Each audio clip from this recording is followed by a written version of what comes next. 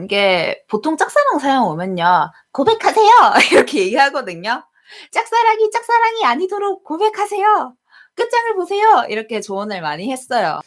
어 근데 제 생각에는 이게 사연을 보내주신 보스분은 그런 고백을 하기 어려워할 것 같아요.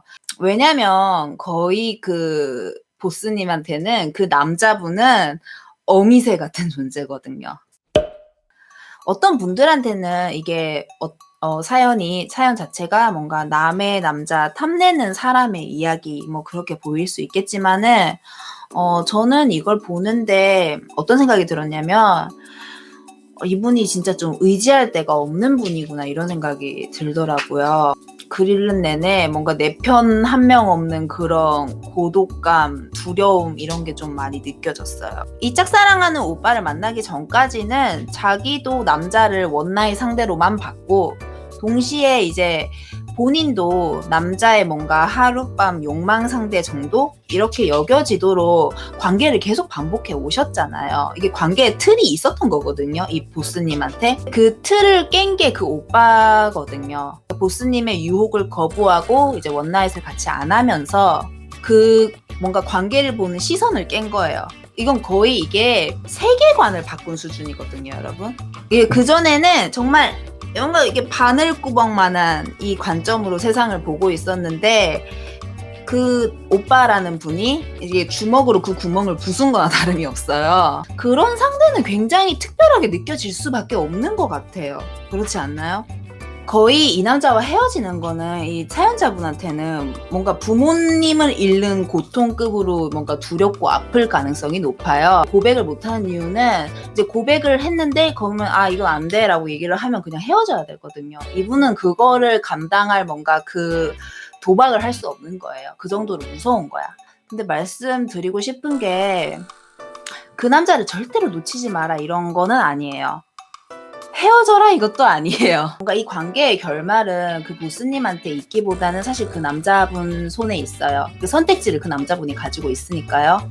말씀을 드리고 싶은 거는 이 새로운 관계를 보는 틀이 생겼잖아요. 그러니까 예전에는 원나잇으로만 뭔가 남자를 대했었는데 이제 이 오빠를 만나면서 뭔가 사람을 신뢰로 보는 눈이 새로 생기신 거잖아요. 그 관점으로 관계를 하는 법을 좀 저는 배우셨으면 좋겠어요. 그 원나잇만 하고 남자를 차버리는 방식으로 관계를 맺을 때는 제가 보기엔 남자뿐만이 아니라 거의 모든 관계 전반적으로 불신이 엄청 강하셨던 것 같거든요. 사람을 잘 못 믿게 됐을 때는 계기가 있겠죠. 전 계기가 있었으리라고 생각을 해요.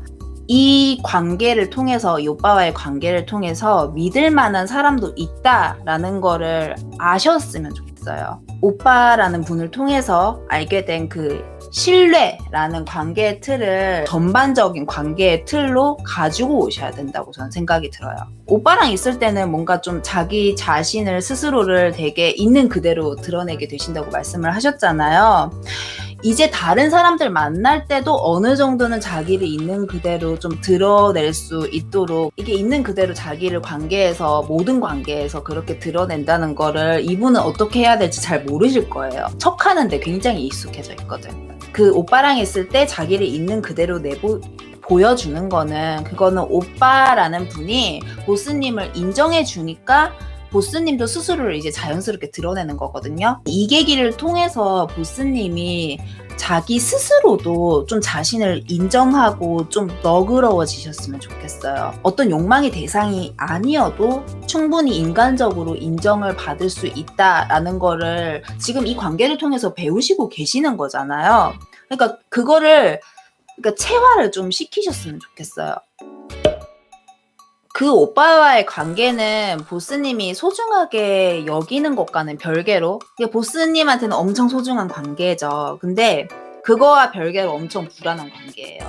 그러니까 일단 보스님이 엄청 의존하고 있기 때문에 자꾸 이게 사람이 의존을 계속 하잖아요. 그럼 상대한테 진짜 책임이 발생하는 건 아닌데 책임감이 발생해요.